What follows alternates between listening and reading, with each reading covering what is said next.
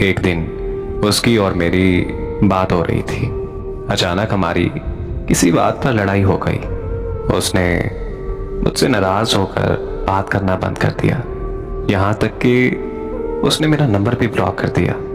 ऐसा पहले भी कई बार हो चुका था, लेकिन कुछ दिनों बाद हमारी सुलह हो जाती थी।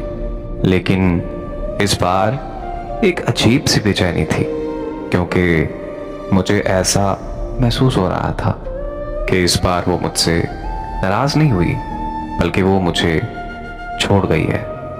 मैंने उससे राब्ता करने की हर मुमकिन कोशिश की, लेकिन उसका नंबर बन जा रहा था। जब मुझे कोई हल ना मिला तो मैंने उसके घर जाने का सोचा, यानी उसके गांव। फिर मैं कई घंटों के सफ़र के बाद उसके गांव पहली बार पहुंचा और उसके बारे में पता करने की कोशिश की तो मुझे पता चला कि 2 दिन पहले उसकी शादी हो चुकी है। ये सुनते ही मेरे पैरों तले ज़मीन निकल गई। मेरे हाथ पांव सुन हो गए थे।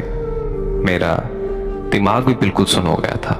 मुझे कुछ समझ नहीं आ रहा था कि ऐसी सिचुएशन में मैं करूं तो करूं क्या, क्योंकि 3 दिन पहले तो हमारी लड़ाई हुई थी और लड़ाई के अगले दिन ही उसकी शादी कैसे मुमकिन हो सकती थी।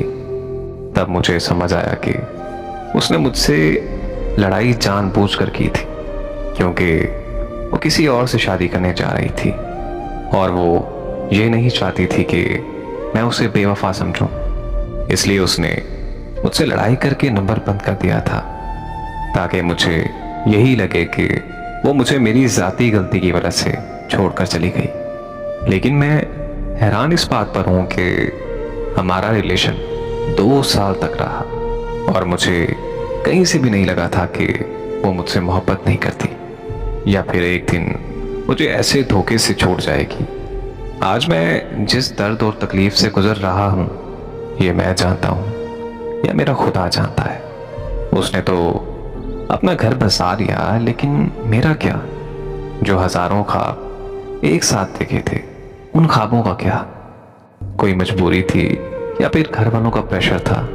आखिर मुझे बताकर चली जाती, लेकिन मेरे साथ ऐसा गंदा खेल खेल कर तो ना चाहती कि जिसके बाद मेरी सारी जिंदगी अजियत में गुजरे।